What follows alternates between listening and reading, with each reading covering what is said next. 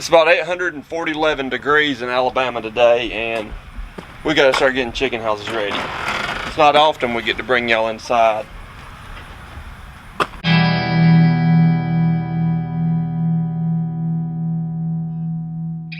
We've been busy cleaning up after our last flock.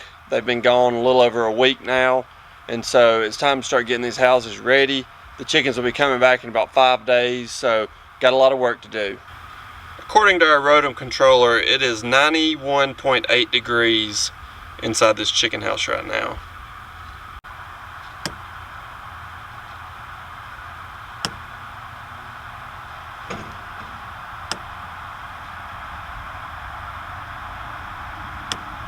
Priority 1, turn every single fan on that we've got. The fans are down on that end, you can see all the feathers. So it may be hot in here, but at least we got some wind speed going. We'll start going through. When we're finishing up a flock, we have all sorts of things that hang down in the houses. We've got some temperature sensors that hang down. So here's one here.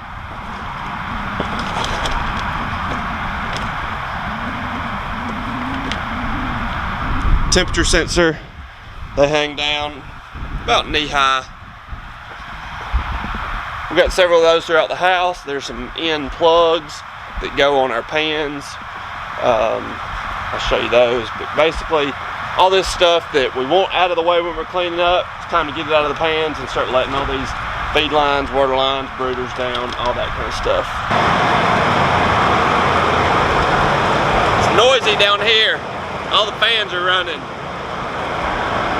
So in our feed pans,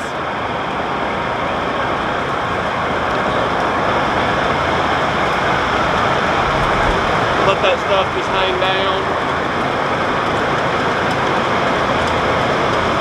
I think I hear a bearing going out on one of those fans. Add that to the to-do list. So Eric said he was going to get some water and be back in 5 minutes. It's about 20 minutes ago. Haven't seen him yet.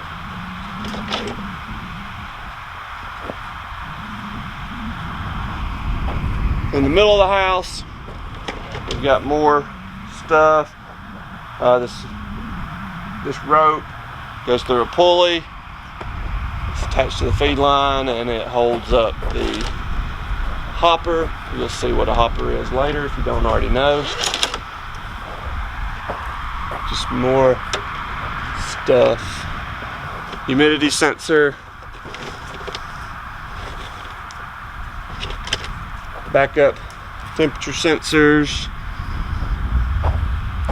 Where our winches are, we have plugs.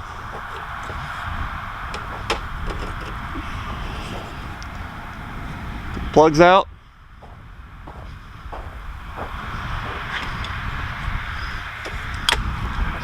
Basically, you get the gist. I'm getting everything out of the pans, and then we'll get going with some other stuff. The help has arrived. Oh, me? Not much. Never been called help. This here is our drill attachment. We use it to let all our equipment down. Just put it in there, turn it on reverse.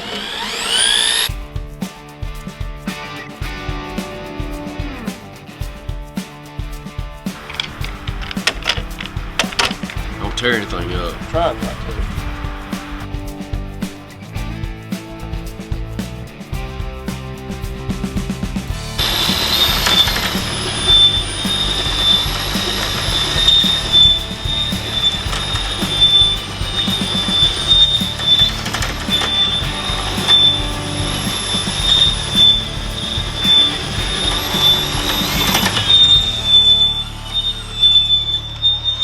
Got any WD-40? Needs a little shot, doesn't it? There is another water line on that side.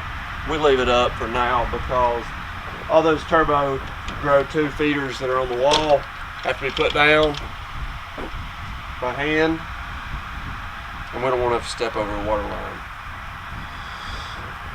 Somebody was just about to write in the comments about you forgotten one over there. Yeah. No, I didn't. You'll see why later. We don't have to put those turbo grows down in the back because when we turn out, we won't have any down in the back, so you don't see any on the walls. So that's why we let the outside line down in the back.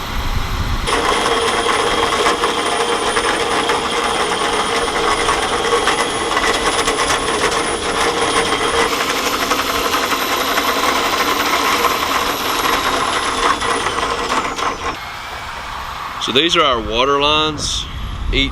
Where you see each cup, there's a nipple there that the chickens tap the nipple, and that's where they get water.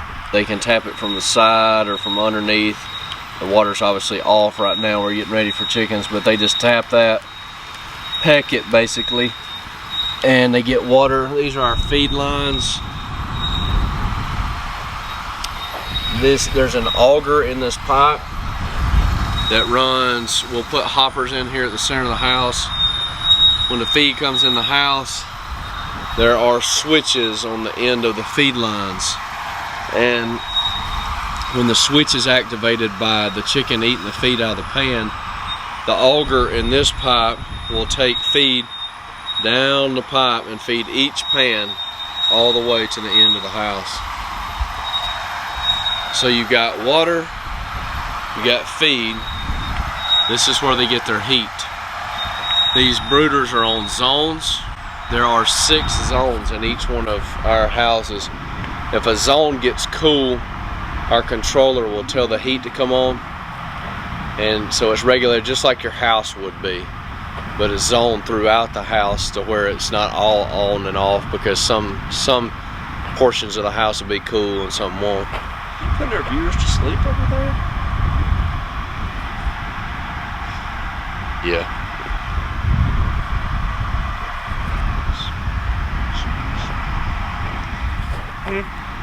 What you doing? Putting in hoppers. Hopper.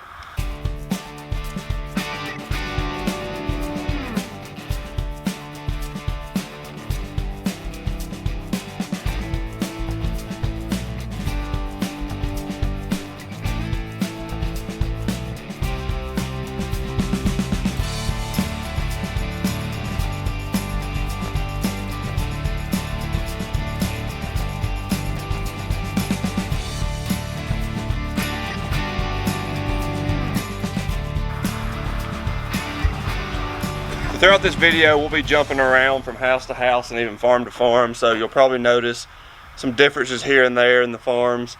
Eric has a different feed pan than I do. In 7 of our houses, we use the Turbo Grow 2 feeders, which are stored on the wall. Those are used for about the first 7 to 8 days of a flock.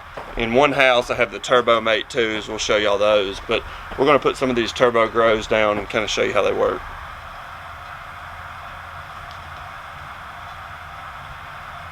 Get to work. Yeah. What would you rather be doing than this right now? Fishing. Pouring salt in my eyes. You know, the basics. Yeah.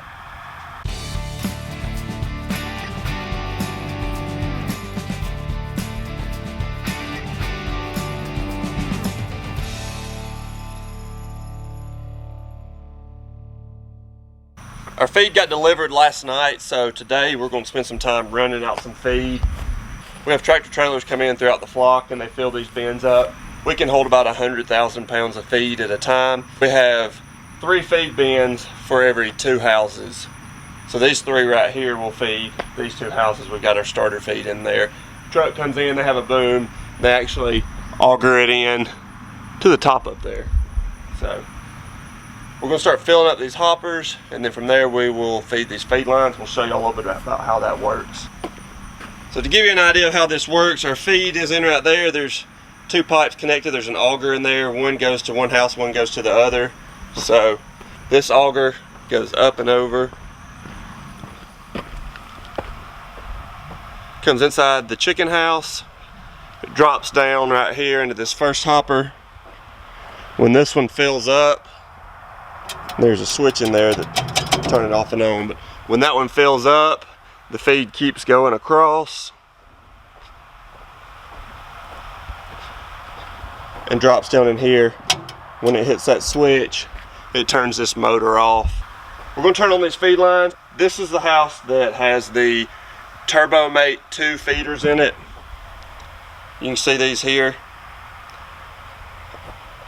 So what I'm doing is I've got 2 down and 1 turned up. I'm actually doing full house brood this flock. Basically that means when I get chickens, they're going to be in the entire house from one end down to the other. In the colder months, we start them out in half house. Basically, there's a curtain right here. We drop the curtain, put up a partition here, and so for the first 8 or 9 days, there won't be any chickens behind me. They'll all be in front. Main reason we do that is because when you're heating the houses to 92 degrees, it's just not efficient in the wintertime to heat the entire house when you don't have to. During those winter month flocks, we'll have what we call turnout day, where we actually get the back of the house ready and move half the chickens back there. Eric is actually doing half house brood this time, so we can show you what it looks like for half house brood. I'm about to start getting this feed ready.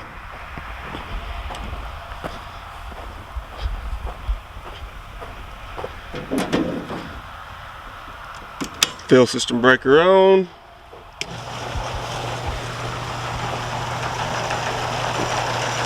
So what we'll do starting out is we'll put something under here to catch that first little bit of feed.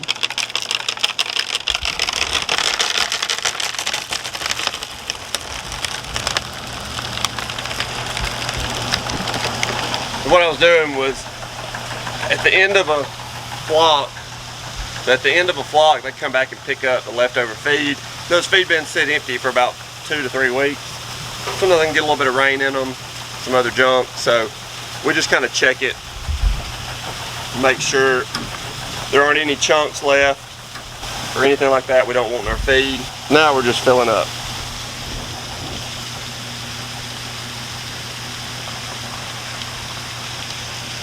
So because this hopper over here isn't full, this switch didn't turn off my fill system.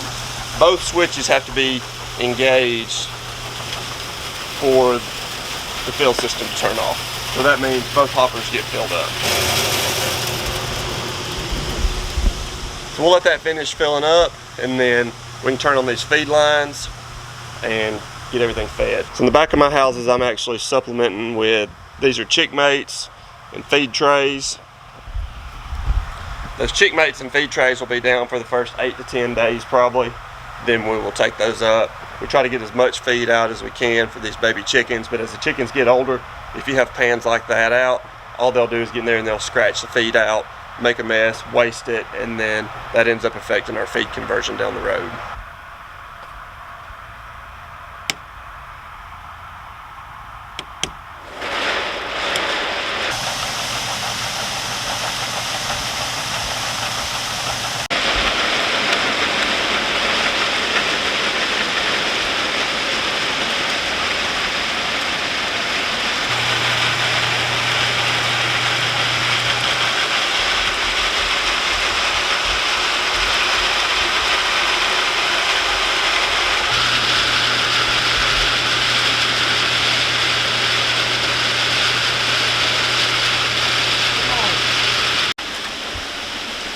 Got Eric on cardboard tray duty this morning.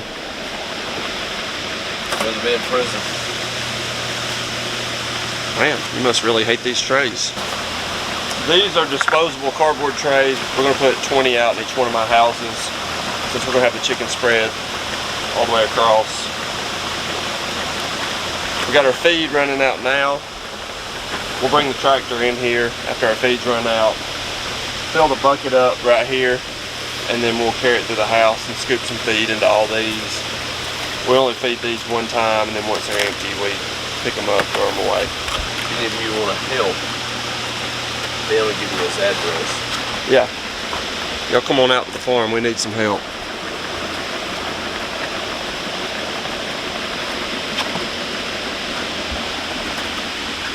We swapped back up to Eric's farm. and we are going to feed his extra trays. So he's not doing the cardboard trays. He's got these reusable trays down. We'll go through and put 1 scoop in each one. Got our bucket on the tractor. So we just take our fill system pipe loose and fill her up. About 20 minutes, we'll be ready.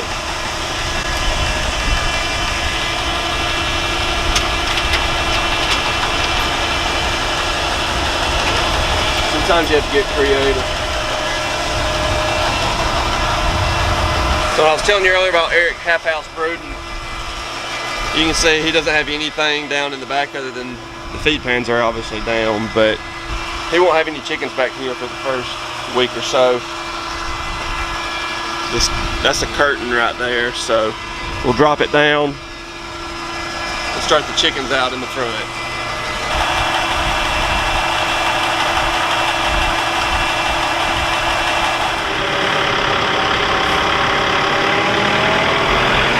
Got the bucket filled up. I've got a big job.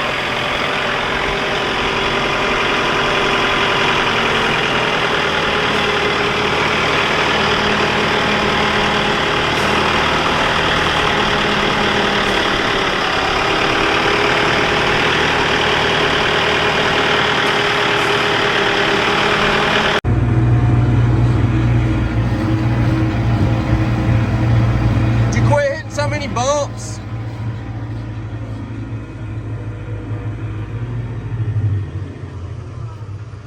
Redneck lounge chair. Not very comfortable. We got all our feed situated and done. Fed all my cardboard trays, Eric's extra trays with the tractor. And so one of the last things we'll do before we get to light our heat is we'll take this little handy dandy water line stick. We'll go through and we level these water lines. So right here is our day 1 mark. So we want the bottom of our water lines right here. It kind of gives you a gauge to know how high they need to be for the baby chickens. So about every 10 feet there's a drop.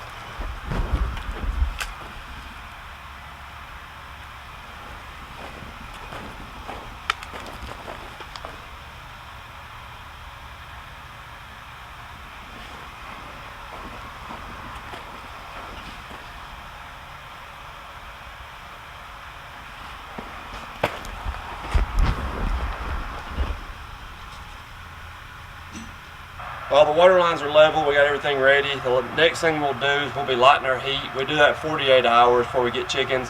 With weather like this, there's not a whole lot of preheating going on. It's already 90-something degrees, but in the morning we'll be 48 hours out from getting chickens, so we'll light all these brooders, heat these houses to a 92-degree temperature front to back. Eric's going to be in the front.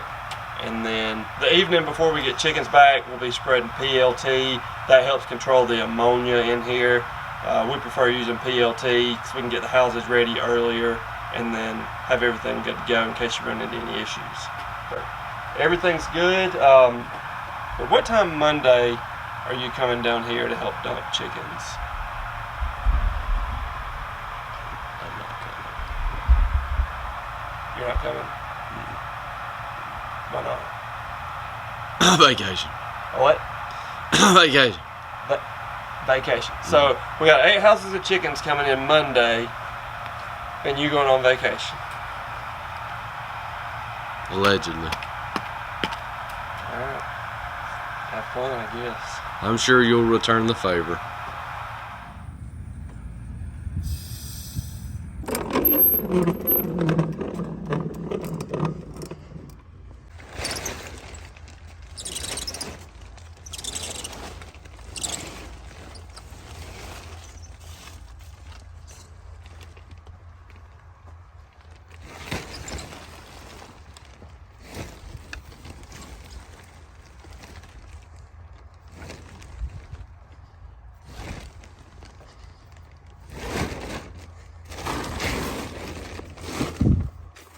Curtains down, petitions are in, everything's ready to go.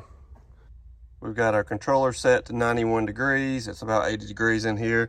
Not a whole lot of warming up we got to do.